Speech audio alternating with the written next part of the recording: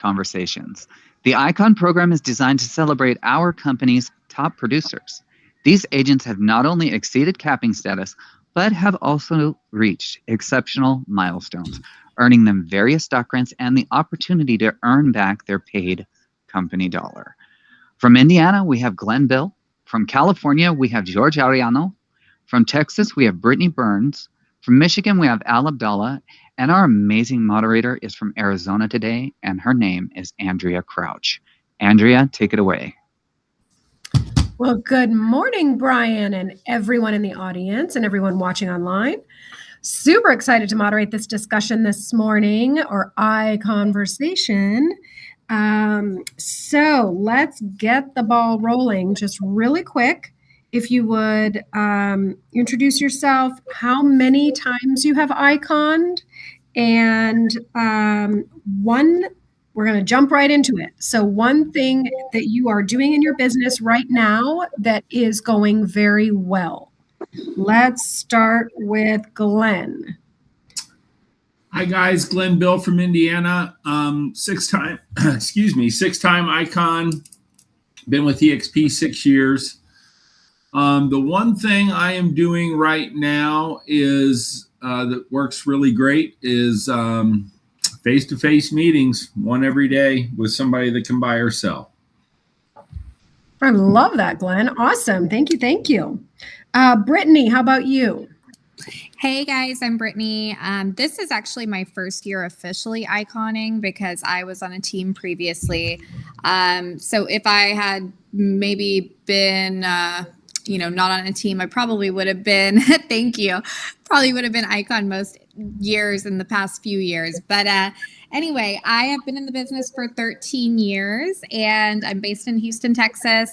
And one thing I'm doing in my business right now is more social media marketing and really developing my brand on socials. Excellent. Great. And good job first time iconing. I love it. And George, how about you? Hello, everyone. My name is Jorge Arellano, or George, whichever one works best.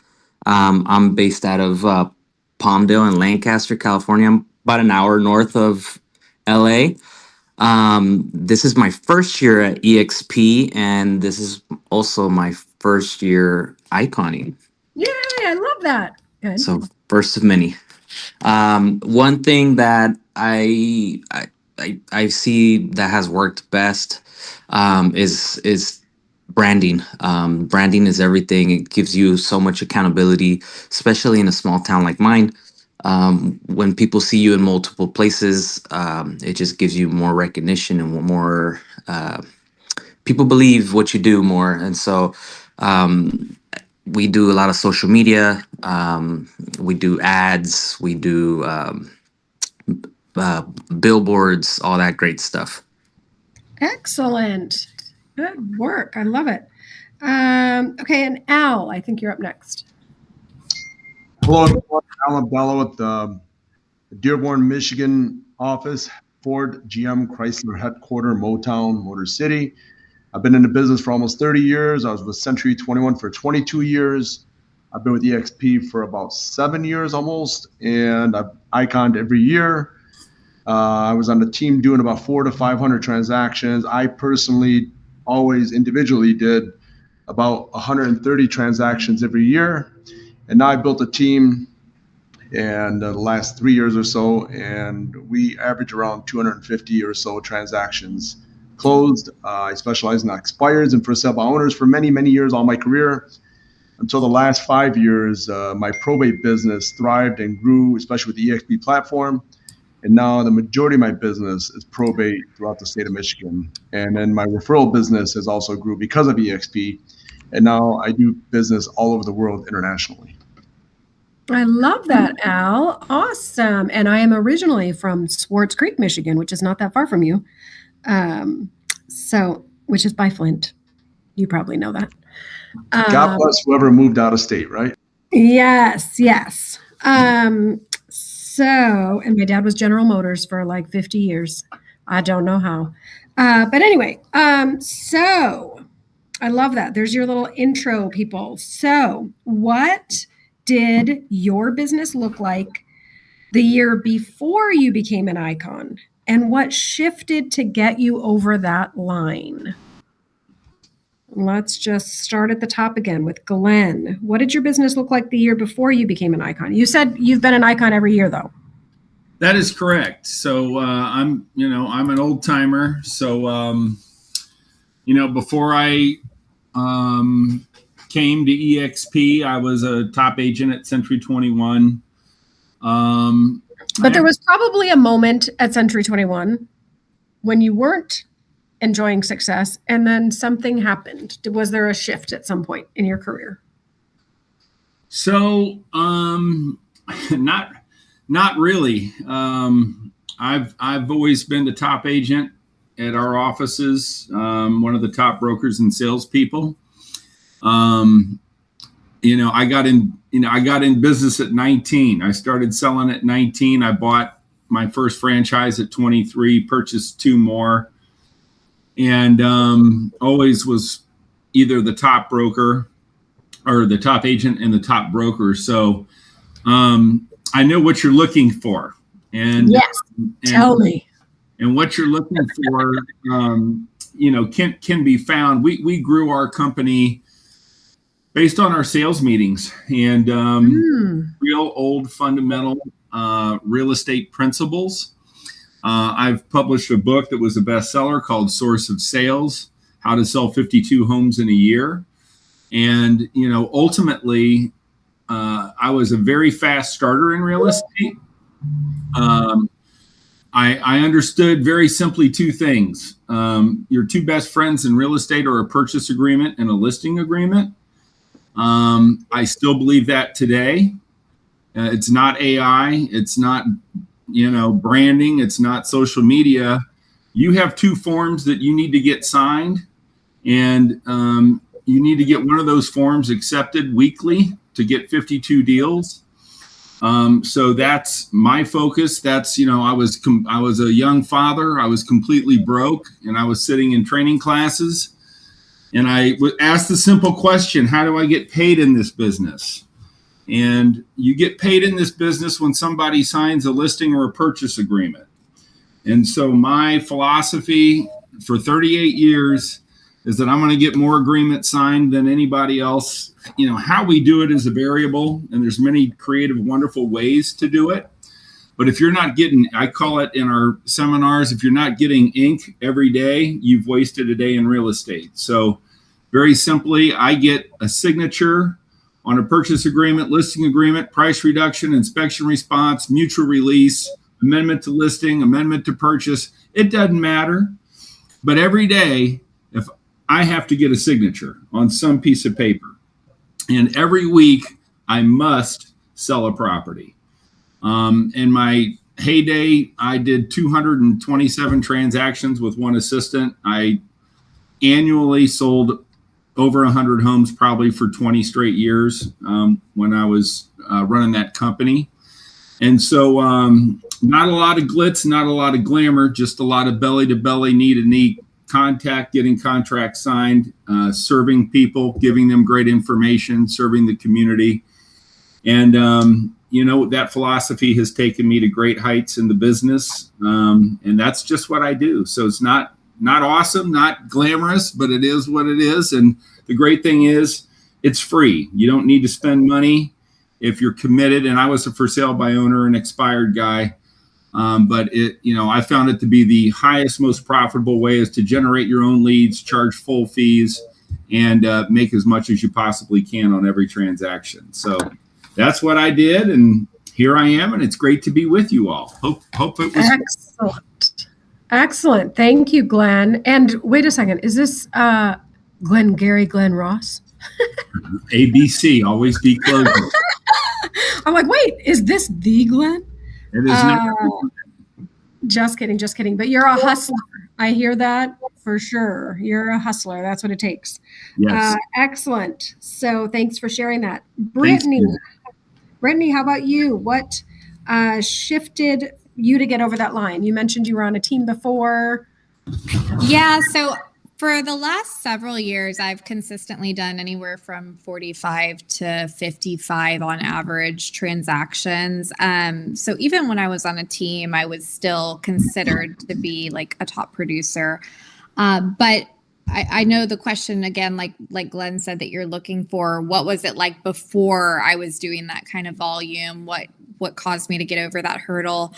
And I would say for me, it is really about the follow-up and staying in contact as well with past clients, because now most of my business comes from past clients or referral business. So I would say definitely just back then I was not as great with follow-up as, we all hate it. We all hate having to pick up the phone and call people all day. But I was not as great with follow-up. I was not as great with staying in touch with those past clients. So, possibly losing some of that earlier business to other agents that were actively farming those areas or staying, top of mind. And that kind of rolls into building my brand and starting to, make sure I collected reviews and just kind of the basic stuff, honestly, that, that you need to do, but you don't always implement and do it when you don't have the right systems in place to kind of manage your time properly. Excellent. Excellent. It is the basics. I love that. Thank you. Thank you. George or Jorge, what did your business look like before you became an icon? And you just became an icon, I think you said.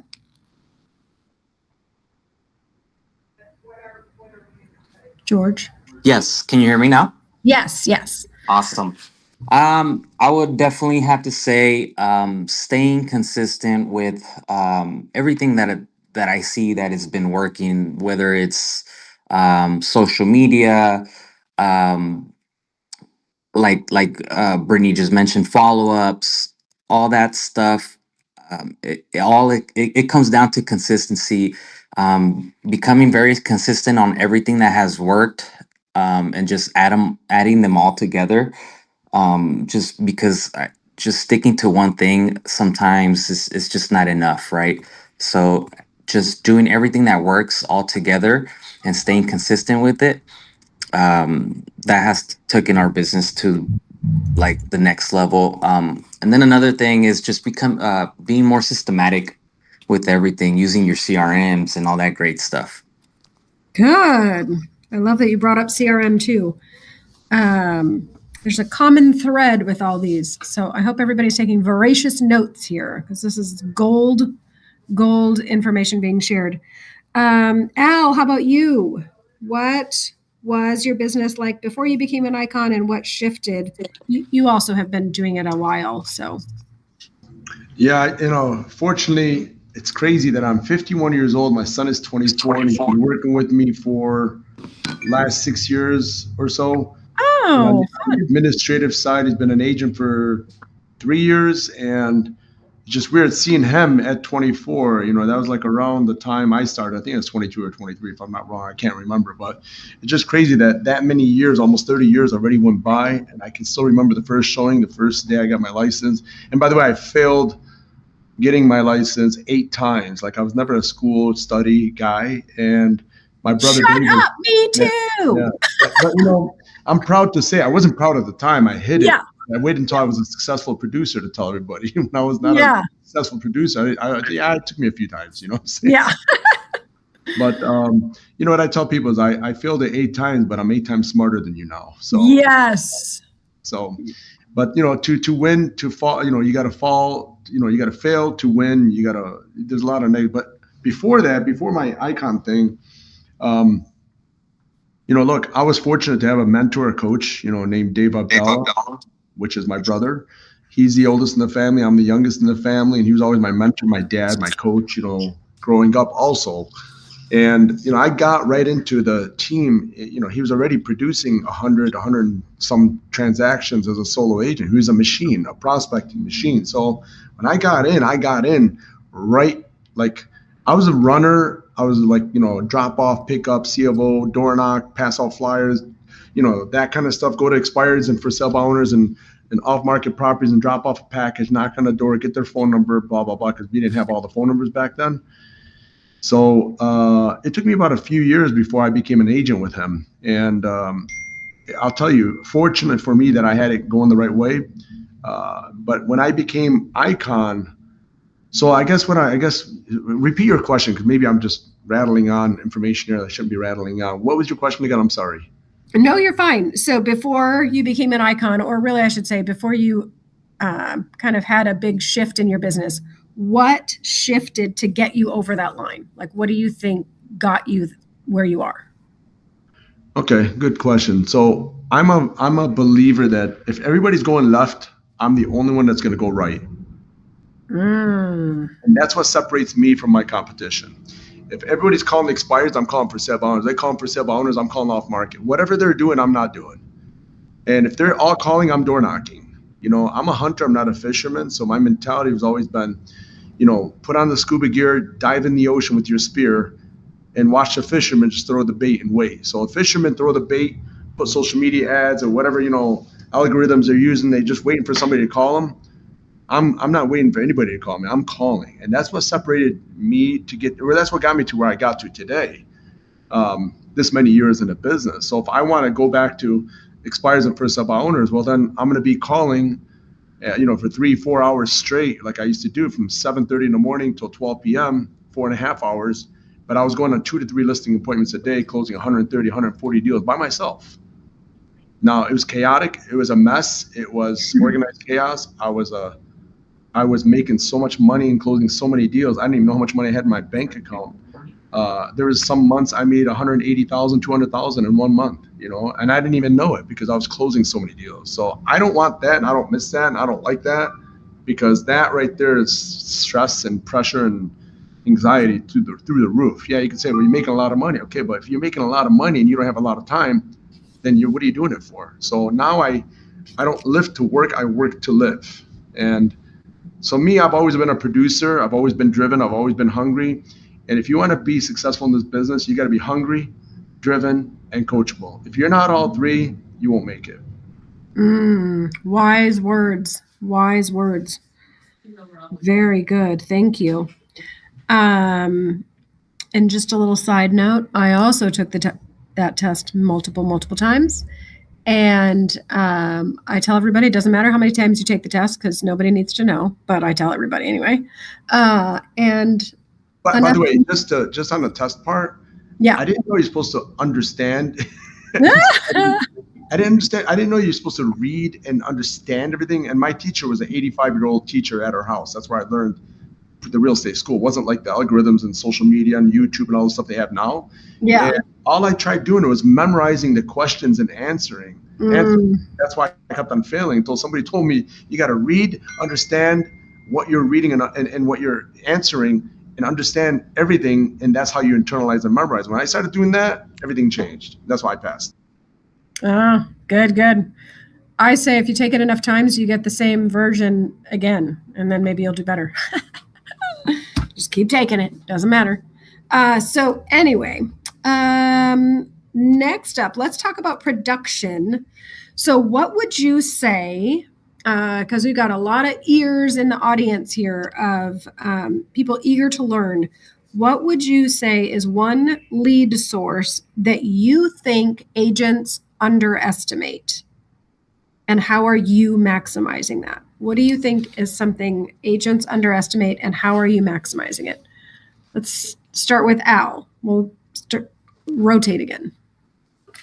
Oh, shit. She came back to me. Okay. All right. What was the one thing what? One lead source that you think agents underestimate. Oh, by far. Expires, for sale by owner, unconditional withdrawals. That is the most powerful way to succeed in this business, because if you talk to Al Abdallah, Dave Abdallah, Mark Z, Jeff Glover, Kyle Whistle, Dan Beer, all the big heads in this business in our company, right? Yeah. They will all tell you for 20 years, 10 years, 15 years, that's all they did is call expires and for sale by owners and unconditional withdrawals. Yet people don't want to do it because nobody's answering, because everybody's calling them, because I don't know what to say, because, well, How about this? Learn the objection handlers, learn the scripts and dialogue, learn the who, what, where, when, why. The 5 W's we learned in elementary that we didn't know why we're learning them, but now I do, right? And there's Zillow, there's Realtor.com, there's all these algorithms. Those are great. Those are extras. But the main base foundation of this industry is expireds and for sale by owners and unconditional withdrawals or off-market property that come off the market on the system. And if you're not calling those because you're scared, well then get out of the business, in my opinion. Good. Thank you. Okay, Jorge, how about you? What is one lead source that you think agents underestimate, and how are you maximizing that? I've been pretty good at doing home tours. Home tours have worked amazing for me. I've been able to get an abundance of leads just off of those. Just doing them intentionally, not just opening doors and just showing the house. Do intentional, do call to actions, make sure people are in your inbox, make people want to ask for info. And when they ask for info, give them some sort of value. That way they know why they should work with you. Oh, that's good. And when you say home tours, are you talking about like social media? Yeah. I do a bunch of them on Instagram. Oh, well, yes. And let's all follow each other. Definitely. Good. Thank you. Okay, Brittany, how about you? One lead source agents underestimate. I would say the one lead source that people or agents underestimate is the network that you have by doing things non-real estate related. So, for example, if your kids are in school and you are wanting to maybe meet new people and get more involved in the school, that's something I did. I volunteer at the school, not just for that reason, but just because to me, meeting new people every day is what the business is about. And that's part of what we need to do to get ourselves out there. But my son is 16 now. I've been volunteering at his schools since he was in elementary. So I have met a ton of people that way and got my name in front of a ton of people. Also networking with, I'll give you two, also networking with different businesses like medical groups. If you can get yourself into like the room with some HR people that maybe have some sway with hiring and know, when they have new hires, okay, those people need realtors. Here's somebody I can recommend. So I would say those are a couple of sources that people really don't maybe think about as much. It doesn't always have to be real estate related. It can just be that you are getting your face in front of people, making sure that they know you're an agent, not in a pushy salesperson way, in my opinion, but just making sure that they know you're an agent, not being a secret agent, and meeting as many people as possible every day. Excellent advice. I love it. Brittany, I just started following you. Anybody else? I see Al's Insta is there as well. Glenn, how about you? What one lead source you think agents underestimate? I feel like I could guess yours. Well, what would you guess? I'm dying to know. Well, I don't know, because you were saying the whole ink every day. Is it FSBO expired? Well, let me say all of our panel agree with them 100%. So all of those are great answers, and certainly I've done them all. I was going to go with, was it Brittany that was just speaking? Yeah. So I was going to go with community involvement. And that's really what Brittany was talking about. Yes. Everything that's been said, I've done. But probably the most fun and the most fulfilling thing is, community involvement. So I was a high school football coach while I was building my practice and building my career. And, I coached for 25 years. We were fortunate enough to win 11 state titles. So wow. When you have, you're usually coaching 100 kids. And they each have parents, so that there's usually 1,000 to 2,000 people at our games, and it's like coaching, and it doesn't have to be coaching. I helped one of my brokers start a tutoring business. He came to me and I said, "Hey, what are you into?" Very cerebral. I said, "You need to start a side hustle that has a vertical that can help you, that you have passion and love for." And he started a tutoring business. That tutoring business is paying him $60,000 a year. He has 20 different tutors under him. But because of him, those people are out, they're helping the kids. And, when you help a person's child, loyalty is at an all-time high. So what I would say is have a community involvement strategy. One of my, Alex Montagano, Lockstep Realty at EXP, he came to me. I recruited him from selling tickets for the Indiana Pacers when I was back at Century 21.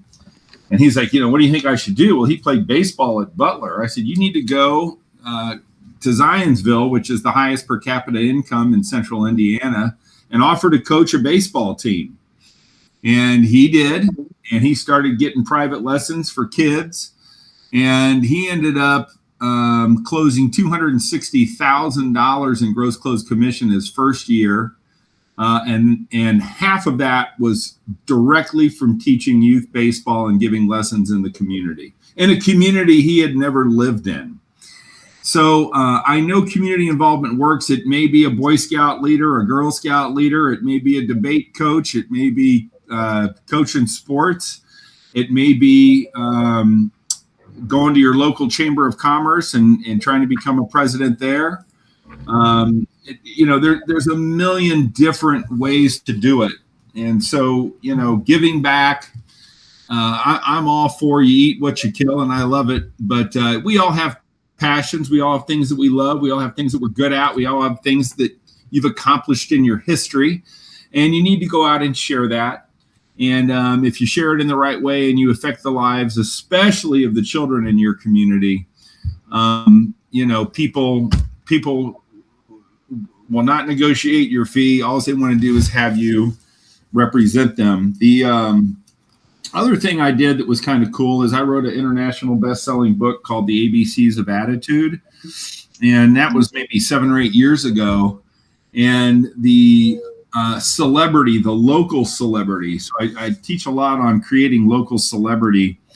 But, all the things that go with having an international best-selling book and being a speaker, people were calling me to list and buy real estate because they heard I was the attitude guy that wrote this book.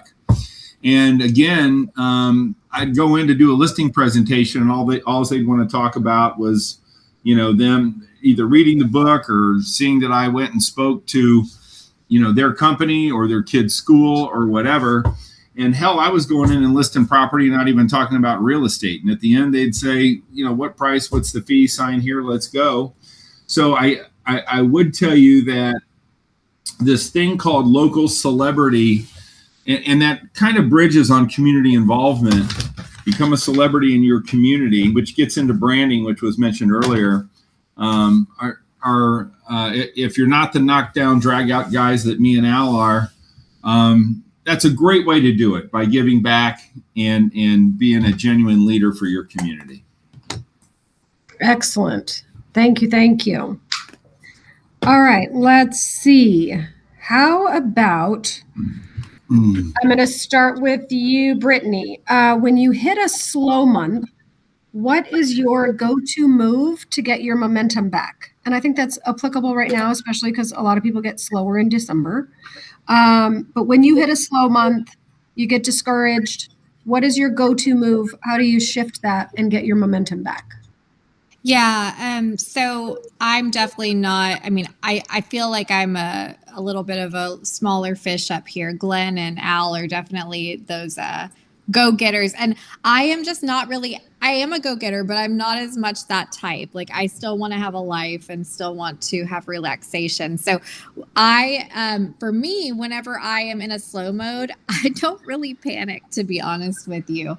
I kind of see it as like a necessary, like a little bit more of a necessary break, because we know we're going to, keep prospecting during that time, and it's going to pick back up. I do, subscribe to the theory as well that you can't just sit around and wait for somebody to call you. So when I'm in my slow periods, I take that time to really focus on my social media, calling past clients, doing pop buys or visiting past clients, literally just checking in. And I'm not asking them, me personally, I'm not asking them for anything real estate related. I am literally just calling them as a friend to check in and say, hey, how's it going? If they happen to say, hey, I was just thinking about you. And that's happened actually 3 times this month. Yeah. I've been making calls to some of my past clients and they're like, oh, I'm glad you called. I'm actually getting ready to sell in the next couple of months. So Awesome. so I didn't bring it up to them real estate. I'm just calling to check in. So that's kind of what I focus on when I'm getting a little slower. I enjoy it. I see it as a necessary reprieve for my mental health. And I know that as long as I'm prospecting and not just sitting around, eating bonbons all day, watching Hallmark, then the business is going to come in the next month or so, because I'm going to be really prospecting heavily during those times where it is slower. I love that. And you're taking action. It's not exactly not a sit back kind of thing. I love that. Yep, exactly. So thank you, Brittany. How about George? What's your go-to move to get your momentum back when you have a slow month? Well, kind of like Brittany. I wish I would get a little massage here and there, but we just continue to prospect. Just prospecting, go a little extra heavier on the social media, a little heavier, kind of like these other guys like Al and Mr. Glenn. More communities, more community events. There's a lot of things going on the Christmas time. So just last week we were in our city's holiday parade, so we're there with our big huge banner, giving out goodies with our business cards, all that great stuff, and just just keep the foot on the gas and just keep going, because right now we're just planting seeds, and when this busy time, everyone knows, kind of like tax time, all those seeds that you're planting now that it's slow, it's gonna get you somewhere when it's busy. Yes, the harvest is real. That's Yes. so good. Awesome. I love that. Okay, Al, how about you? Do you ever have a slow month? Yeah, I'm sure I do. But I'm like grandpa in the group right now. I don't know. I feel that Stop. way.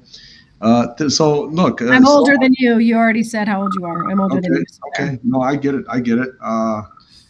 Personally, I'm going to tell you, slow months are going to happen, but there's a saying my group of my agents always hear me say, and I've said it for a long time: if you generate, you don't have to tolerate. So do enough business so that you can pick and choose who you want to work with and who you don't want to work with and when you want to work with. So if I have a slow month and I want to crank it up, then I just got to get on the phone and start making calls. But I'm not in a position of my career where, making more phone calls and more listings and more transactions is extremely important for me. I'm more in a business for how do I get my agents more productive and more successful, more money. So because I specialize in probate throughout the state with money law firms, I mean, some of my agents on my team are handling those, which, I normally used to handle them, and, it's just more money for me, better for me, and easier for me. But, if, birds of a feather flock together, you can go fast alone or you can go far together. So for me, I'm going far together, and I'm just overseeing and micromanaging and just making sure everybody's doing their job right. And they eat, I eat. It's like a big Christmas dinner. It's not alone. It's together, and everything in my office is together. So a lot of my agents in my group in my office, I have 2 suites over 2 offices right here that are about 1,600 square feet each unit. And everybody's working together, like they're doubling up together, partnering up together. Even though if they're on the team, not on the team, this team, that team, it doesn't matter. We just do a lot of business together because that's the tribe, that's the culture I built, and that's my mentality. And now everybody succeeds this way, and everybody closes more deals this way. That's powerful, having that community and that collaboration. That's excellent. Good. Thank you. Okay, Glenn, if you were to have a slow month, let's just say maybe, what is your go-to move to get your momentum back?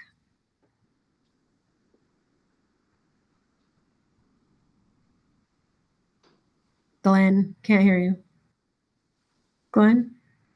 Did I lose Glenn? I'm here. Indiana's freezing. My internet froze. Oh.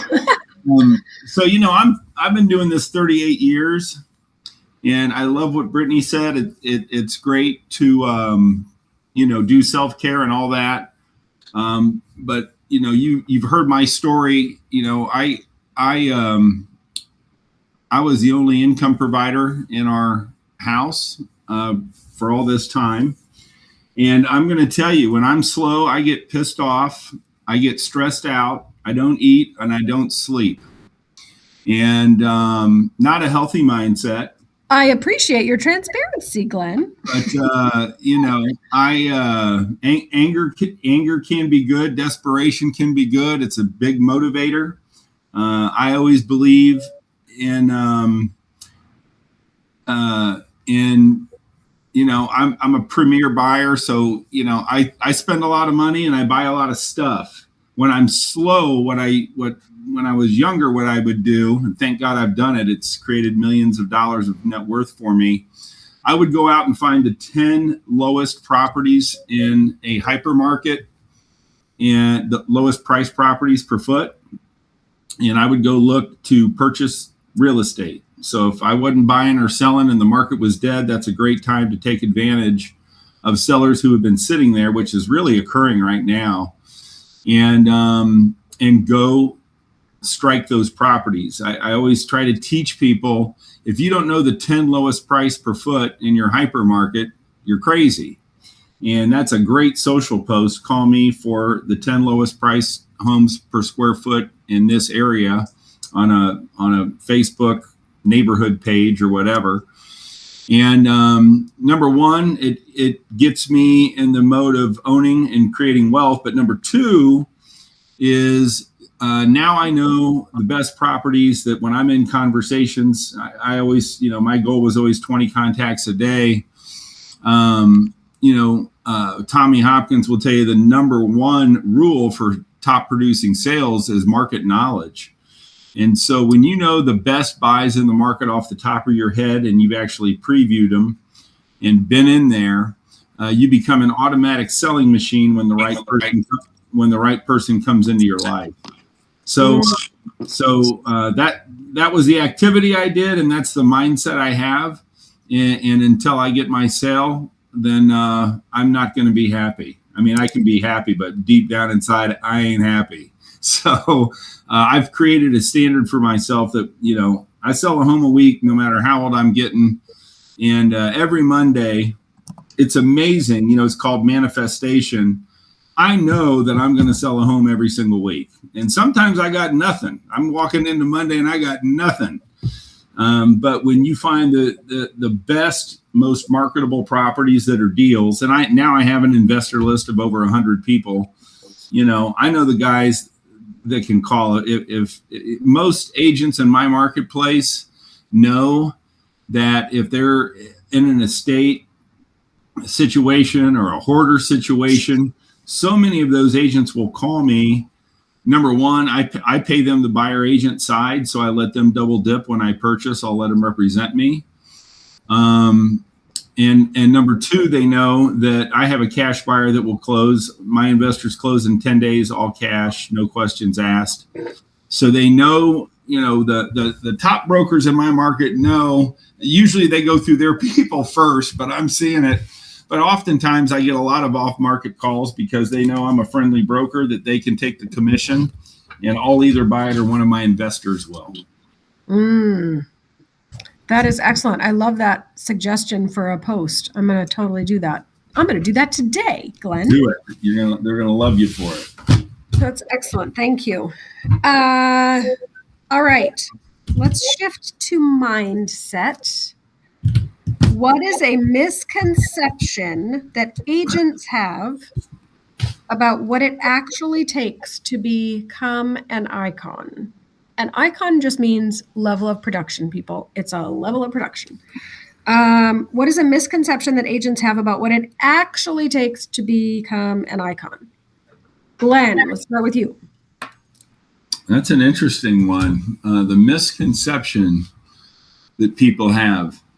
I just think the misconception is they don't believe they can do it. They don't expect it, right? So you get what you expect out of yourself and out of others. I always tell people that your 1099 is the scoreboard for the service you've provided. And if you're 1099, if you're not happy with it, then you shouldn't be happy with the service you provided. So that's kind of my mindset. Good. Oh, that's a good one. All right, Brittany, how about you? A misconception agents have about what it actually takes to become an icon. Yeah, I would say that the main misconception I see is that a lot of people will say, oh, you make, so much money, you're doing so well. I don't know why I don't get as much business as you, but they're not putting the work in. They're not putting they're not making the phone calls. They're not sitting down and focusing, several hours a day to try to grow their business. They are definitely just hoping that the business comes to them. And yeah, that's the mindset that people have to get out of, is that the business is just going to come to you. It's like when you're looking for, you're dating and you're like hoping to meet the right person. Well, the right person's not going to find you if you're at home on your couch just sitting there. I mean, maybe they will if you're online dating, but I think that's the biggest misconception, is just that you don't have to put any sort of work in and it's just going to miraculously happen. And like one of the other guys said, manifestation is a real thing. I do believe in that, but you also have to have action associated with that. They go together. Yes, 100%. Jorge, how about you? A misconception agents have about what it actually takes. You know what? I personally think that what Brittany and Mr. Glenn had mentioned is absolutely right. If you don't believe in yourself, if you don't put in the work, if you don't wake up every day and just go out there and try to do the best that you can to get business, you're not going to get any business at all. If you're just waiting around and seeing, well, they get it, they make it look so easy, I could do that too. But they don't see behind the scenes. They don't see that we wake up every day and we're out here prospecting. We're out here contacting people. We're texting people, DMing people, calling people. They don't see that. So if you don't believe in yourself and you don't put out the work, then you're not doing much. Totally true. Totally true. That is truth right there. Truth bomb. Thank you. Thank you. Al, how about you? A misconception you think agents have about what it actually takes to be an icon? Yes. Oops, I'm getting feedback. Sorry. Misconception to be an icon is you got to be on a team. You got to be popular. You got to be in the business for a long time. You got a lot of family and friends that send you all the business. Everybody knows you. You're active on social media. You're not shy. You're a hunter. You're a go-getter. All the stuff it takes to be successful. And guess what? From my perspective, all the things I just said you're not, or you are, you have, or whatever, you're this, you're that, and all this stuff I just said. Yeah, that's true. That's what it takes to be an icon. You got to work. Everything works if you work. It doesn't work if you don't work. There's an idea. I like it. I like it. I like it. Am I supposed to be done at 10:30 or is it 10:45? Or I mean, do I have 15 more minutes or am I supposed to be done right now? Yeah, you've got some time left. Right now. Okay. Brian said I have time left. Good. Sorry, I was like, wait, all of a sudden, my one job here is to be a moderator, which means I'm supposed to know what time I'm supposed to be done. So yes, Deanna, there are so many ways to be successful in this career. That is truth.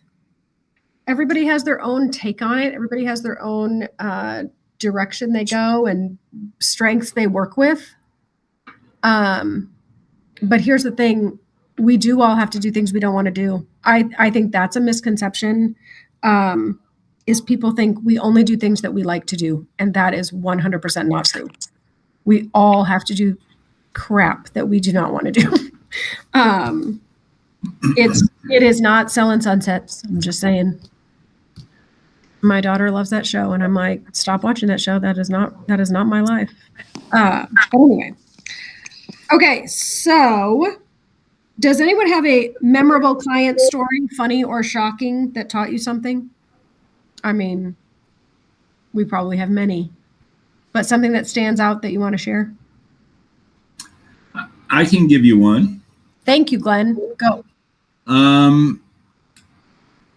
Always be nice to your high school teachers. Tell more. Do tell. I always loved my teachers in high school, and was an advocate for them. And you know, I was obviously a football player in college, and considered myself a leader, and went to a Catholic school, and kids can be tough on teachers, but I was a suck up because I wasn't a very good student. I was selling back then. And I developed a great friendship with my old chemistry teacher. And about 6 years ago, he called me, and he inherited a 75-acre farm on a highway. And I went up against CBRE, Cushman Wakefield, the biggest commercial brokers. I do a lot of commercial now, in the marketplace. And we all had to present. And then, he's like, I'm not going to pick any of these guys because you're my guy.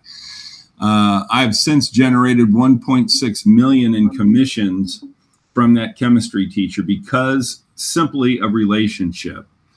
So, I think everybody's got the story on the stage that, trust isn't earned in a day, it's earned day by day. And the quality of your business is the quality of your relationships in your business. And so, just being kind and nice, and it doesn't need to be your high school teacher. I know we're all out of high school, but there's people in your life, especially if you're in community involvement. Somebody mentioned, I call it occupational farming, that, get in with HR. I also did a lot of probate work.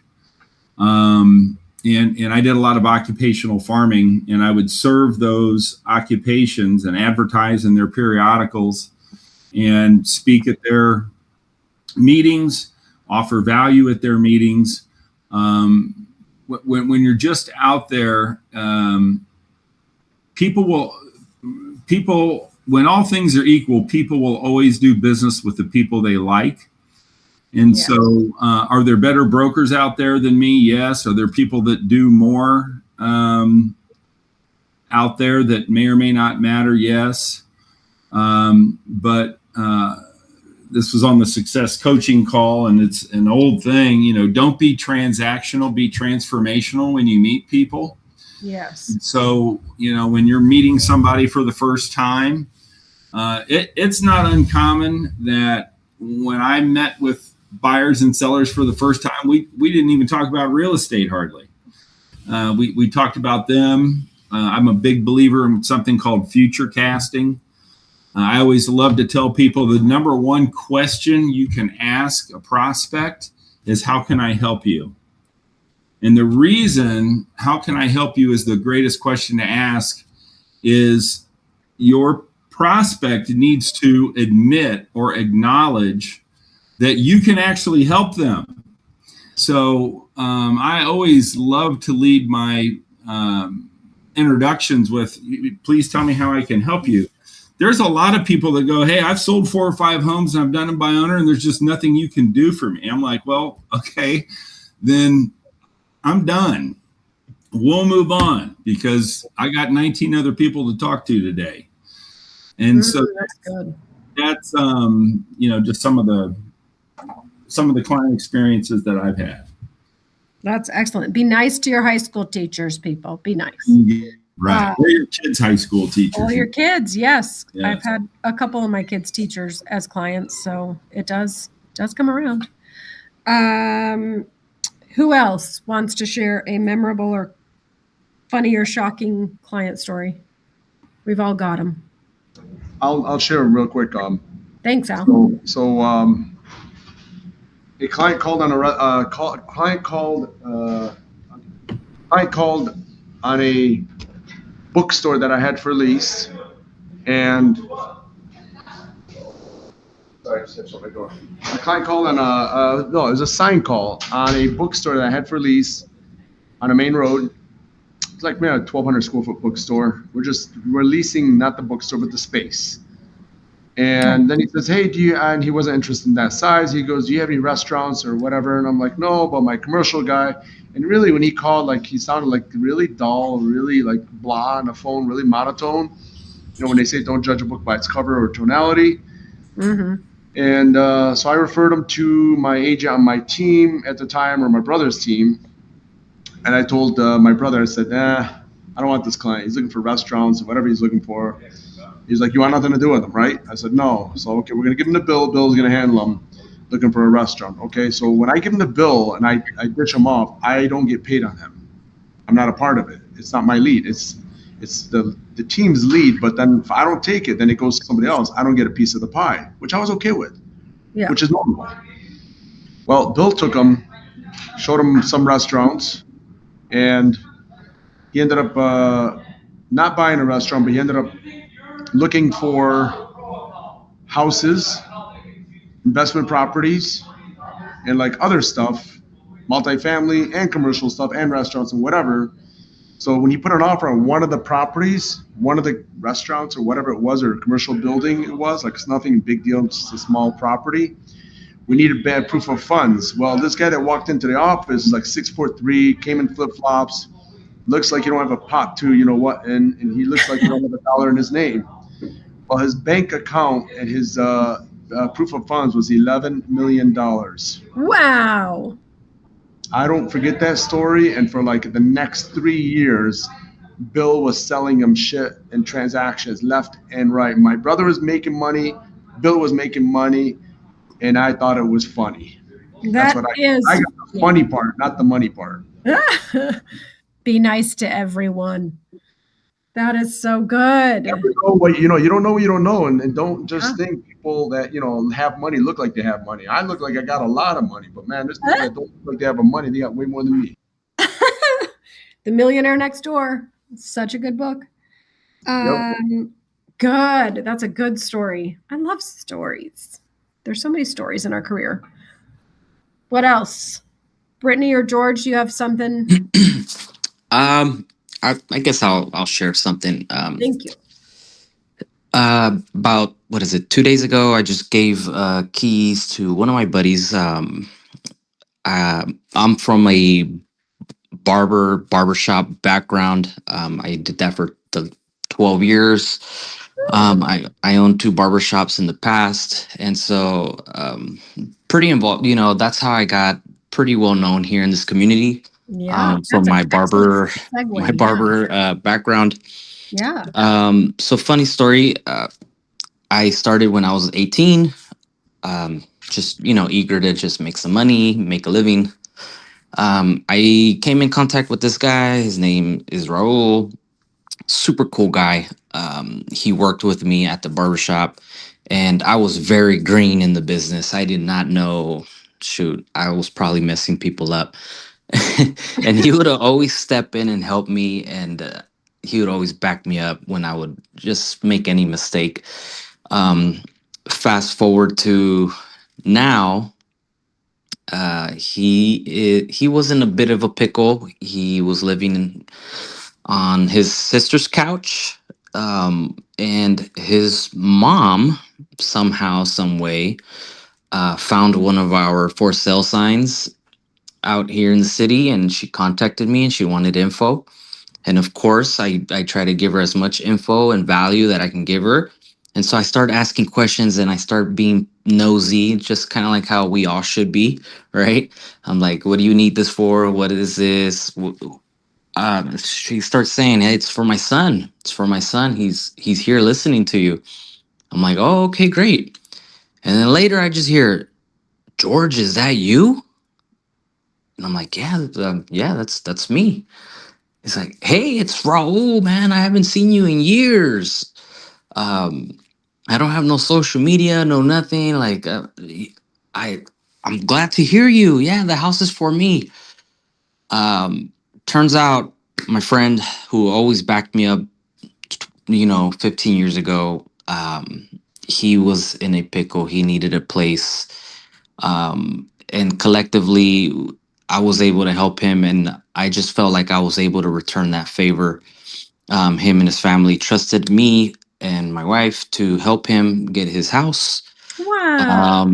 And so just seeing the expression in their face when you hand these keys off to people, and just kind of like make them feel like, wow, like we were actually able to because they had said that other people were saying no, we can't do it, he doesn't qualify, doesn't do the, all the negative stuff. So he was very super discouraged. So when he came in with his kids and he was able to, get his own place, I just felt like I was able to return that favor, even if it was so small as like helping me back then in my previous career. I still remember those things, and it was just kind of one of those things like, man, it just feels great when you're able to help someone who's helped you in the past. Yes, full circle moment. That is so cool. Yeah. And That was it. I am looking at your Instagram, and now I see like you have great hair. Just saying. If you're not following Jorge, go check out his hair and his beard. He's clearly a former barber. Love that. That's so cool. Thank you. And beautiful family too. Thank you. Yes. Okay. So everybody follow each other on Insta. Okay, Brian, am I supposed to be done now, or do I keep going? You can finish now, or you can keep going if you have one last question for everybody. Okay, good. I do have one last question. Thank you. Fantastic. You're welcome. One thing you want everyone to remember from today's conversation, Brittany. All right. Yeah. One thing I want everybody to remember is make sure you're prospecting. Don't use the slow season to just sit around and hope the business comes to you. And make sure you're building your brand online and on socials and in community events, like everyone said, in person as well. Perfect. Thank you, Brittany. Glenn, one thing you want everyone to remember from today. I love the line, if you don't generate, you have to tolerate. And I think that was Al that said that was awesome. Working with people, and basically what that means is, and what Source of Sales is all about. And you can go to my Facebook page, Source of Sales. My Insta is University of Attitude, just so you know. Okay. But this is really all about, are you your own lead generator, or are you counting and paying other people to generate? And you know what? There's nothing worse than working with a client you don't like. And I've always said the way you feel about somebody is the way they feel about you. So if you don't like your clients, they probably don't like you either. And you know what? You don't have to tolerate it if you're generating it. And I thought that was awesome. That is awesome. I wrote that down. So good. Thank you, Glenn. Al, one thing you want everyone to remember from today. Is it the line you said? Al, are you here? Okay, Jorge. Hold on. Forgive me. Sorry, guys. Go ahead, Al. I lost you for a sec. Tell me one thing you want everyone to take away from today's conversation. Stop blaming the world and everyone else on why you're not made for this business and you're not succeeding. Okay. If I can do it, you can do it. If they did it, I'm going to do it. Successful realtors or salespeople or successful people in the world have no look, no height, no size, no color, no race, no religion. Yes. What you know what they have is what you don't have. They have a drive, a hunger, and they're willing to do whatever it takes, whenever it takes, however it takes to get there. If you want it that bad, go get it. But if you hang out with people that say you can't get it, you're not going to get it. Who you surround yourself with matters. Surround yourself that are succeeding, thriving, and driving to that goal and getting there. You become what you think about most of the time. If you think you can, you can. If you think you can't, you're right.